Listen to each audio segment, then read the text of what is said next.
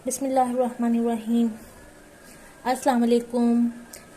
आज मैं आपके लिए लेकर आई हूँ बहुत ही मज़ेदार सी रेसिपी जो कि हम बनाएंगे मूंग की दाल से। ये मैंने पीली वाली मूंग की दाल ले ली है। एक होती है माश की दाल इसी तरीके की, वो होती है सफ़ेद, और ये है पीली।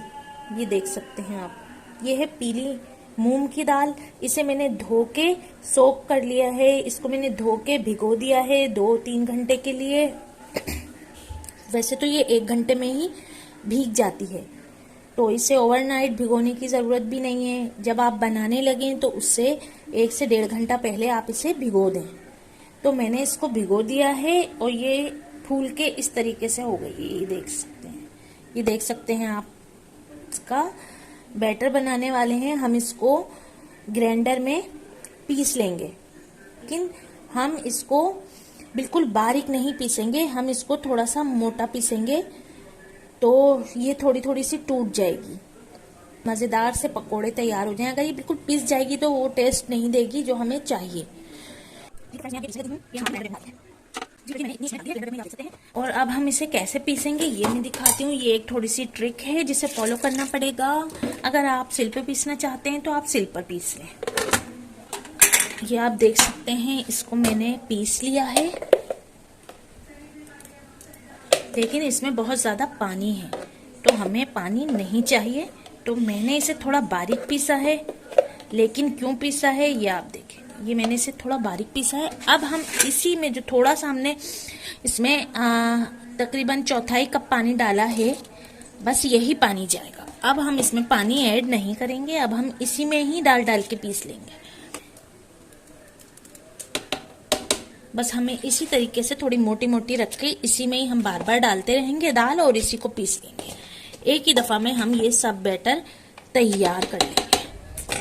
थोड़ा सा पीस जाए ये बैटर तो फिर आप जो है दाल को चम्मच से ऊंचा नीचा कर लें ताकि ये अच्छे तरीके से मिक्स हो जाए।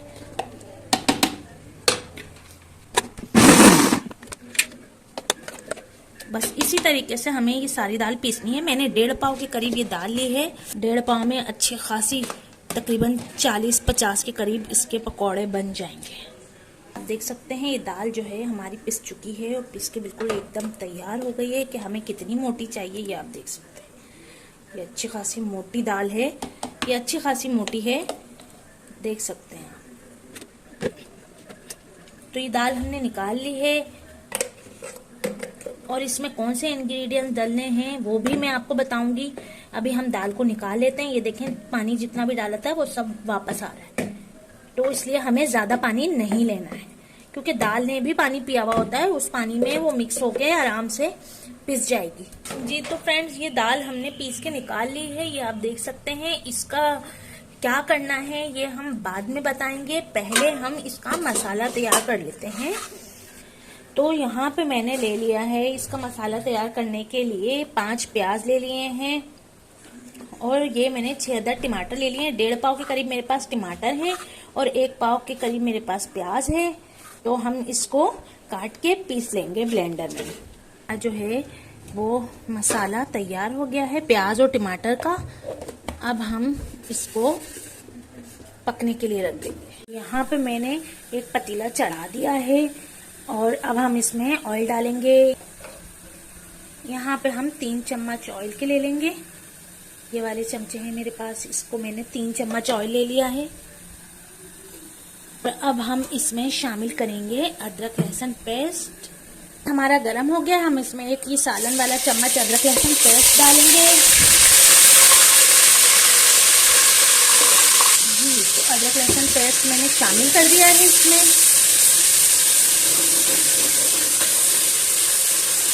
अब हम इसमें जो हमारा ये बैटर तैयार रखा है टमाटर और प्याज का, हमने ये भी ऐड कर दिया है। अब हम इसमें बकिया के मसाले डालेंगे। मेरे पास है 1.5 टीस्पून हल्दी, क्योंकि मेरा चम्मच बड़ा है तो मैंने 1.5 टीस्पून लिया है हल्दी का। और मेरे पास बड़े स्पून हैं तो ये मिर्चें जो है काफी ज्यादा हो जाएंगी, तो ये 2 टीस्पून जो है वो मैंने पिसी लाल मिर्चों का ले लिया है। आप अपने टेस्ट के मुताबिक मसाले ऐड कर सकते हैं, मैंने अपने टेस्ट के मुताबिक डाले हैं। हम 1 टीस्पून इसमें धनिया पाउडर ऐड करेंगे। नमक जाएगा हमारा हस्बे जायका, हस्बे जरूरत।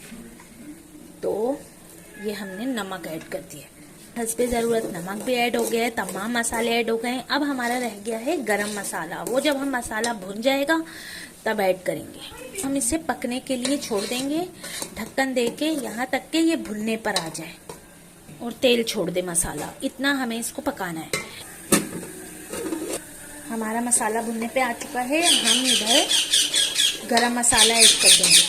मसाला जो है वो भुनने पे आ गया है, आप देख सकते हैं मसाले ने तेल भी छोड़ना शुरू कर दिया है। तो हम जो है यहाँ पे 1 चम्मच गरम मसाला ऐड कर देंगे। तो 1 टीस्पून आप भर के गरम मसाला ऐड कर दें। यहाँ पे ये हमारा मसाला बिल्कुल रेडी हो चुका है, इसमें हमने गरम मसाला भी ऐड कर दिया है और ये गरम मसाले के साथ पक रहा है। तो हम जब तक इसको यहीं छोड़ते हैं तब तक हम यहाँ पे ये जो दाल वाला हमारा हमने मिक्सचर तैयार किया था, हम वो जो है उसे देख लेते हैं। मसाले ने बिल्कुल ऑयल छोड़ दिया है, आप देख सकते हैं मसाला बिल्कुल भुन गया है। अब हम इसकी भुनाई के बाद इसमें डाल देंगे पानी। हमें जितना शोरबा लेना है हम उस हिसाब से इसमें 2-3 गिलास पानी ऐड कर देंगे, क्योंकि जो हम पकोड़े बनाएंगे वो भी पानी इसका पिएंगे और सॉफ्ट हो जाएंगे। पानी लेके पानी एब्जॉर्ब कर लेंगे पकोड़े, तो पकोड़े सॉफ्ट हो जाएंगे।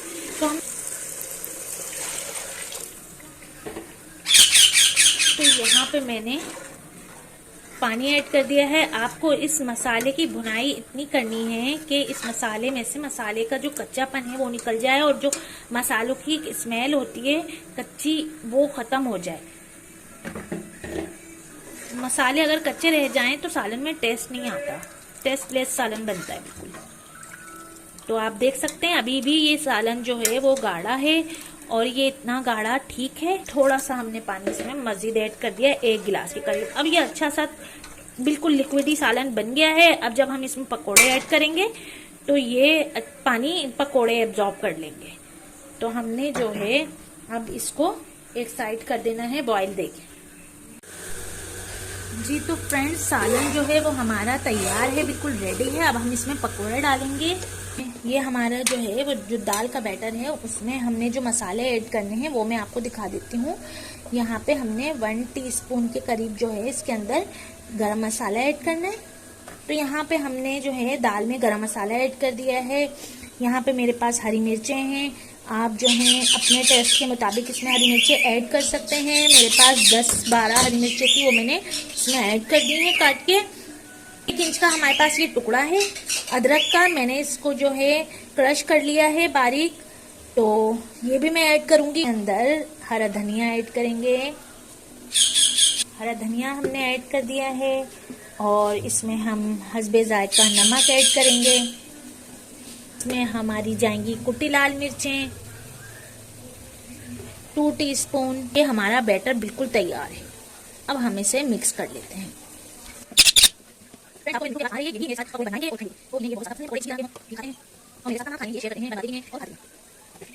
अब हम इनको फ्राई कर लेते हैं।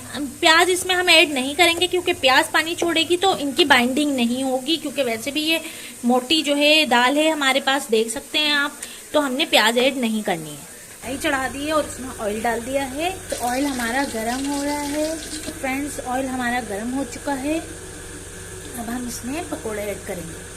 बिस्मिल्लाहिर्रहमानिर्रहीम।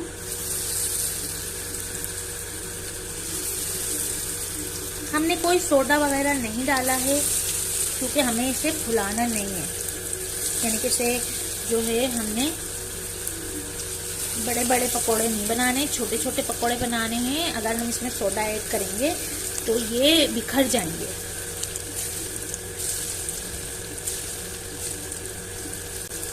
इसी तरीके से हम तमाम पकोड़े बना लेंगे दाल के। ये मैं आपको दिखाऊंगी कि किस तरीके से बनेंगे पकोड़े।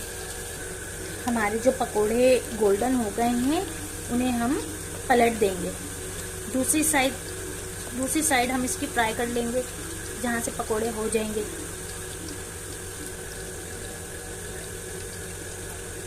देख सकते हैं कितना खूबसूरत कलर आ गया है माशाल्लाह से। अब हम इन पकोड़ों को निकाल लेंगे। आप देख सकते हैं इंतहाई खूबसूरत और मजेदार पकोड़े हमारे रेडी हैं। अब हम इन्हें सालन में ऐड करेंगे, लेकिन अभी रुक जाइए, तमाम पकोड़े बना लें इसी तरीके से। आप देख सकते हैं ये हमारे पास पकोड़े बनके तैयार हो चुके हैं। 1.5 पाव दाल में हमारे पास 40 से 50 पकोड़े हैं, जो कि मैंने यहाँ पे 35 पकोड़े मेरे पास मौजूद हैं। सही है, जो कि मैं सालन में डालूंगी, और बाकी 10 पकोड़े हमने खा लिए हैं। और अब हम इसे अपने सालन में, जो कि पक रहा है पानी डाल के, अब इसमें ऐड कर देंगे। आप देख सकते हैं कि ये कितना लिक्विडी है, क्योंकि ये पकोड़े जो हैं इस पानी को एब्जॉर्ब कर लेंगे, तो इसलिए कोई मसला नहीं है इस पानी का। तो बिस्मिल्लाहिर्रहमानिर्रहीम, हम पकोड़े ऐड कर देते हैं। तो जनाब, ये हमने पकोड़े डाल दिए हैं, और अब मैं आपको इसको दिखाऊंगी जब ये नरम पड़ जाएंगे और हमारा सालन बिल्कुल रेडी हो जाएगा। हमारा जो सालन है वो किस स्टेज पे पहुंच चुका है, तो ये गल चुके हैं पकोड़े, हम देख लेते हैं। और इसी स्टेज पे हम इसमें हरी मिर्चें भी शामिल कर देंगे। ये मेरे पास हरी मिर्चें हैं, ये मैं ऐड कर रही हूँ। पकोड़े जो हैं वो पानी पी के सॉफ्ट हो गए हैं, एब्जॉर्ब कर लिया है पकोड़ों ने पानी। मैं यहाँ पे थोड़ा सा हरा धनिया भी ऐड करूँगी, की मर्जी है। अगर आप ना डालना चाहें तो दोनों ही चीज़ें स्किप कर सकते हैं, लेकिन मुझे हरी मिर्चों का फ्लेवर बहुत ही पसंद है, और जहाँ ज़रूरत होती है, जिस सालन में फ्लेवर अच्छा लगता है, तो मैं उसमें लाजमी ऐड करती हूँ। हमारा सालन एकदम रेडी है, तैयार है, और हम इसे आपको सर्विंग बाउल में निकाल के दिखाते हैं। और हम इसे चावलों के साथ भी खा सकते हैं और रोटी के साथ भी खा सकते हैं। फ्रेंड्स, ये हमने सालन को डिश आउट कर लिया है, सर्विंग बाउल में निकाल लिया है, और मैं इसके साथ चावल इस्तेमाल कर रही हूँ। चावल के साथ सर्व किया है मैंने। आप चाहें तो रोटी चावल दोनों के साथ ले सकते हैं, दोनों के साथ खा सकते हैं।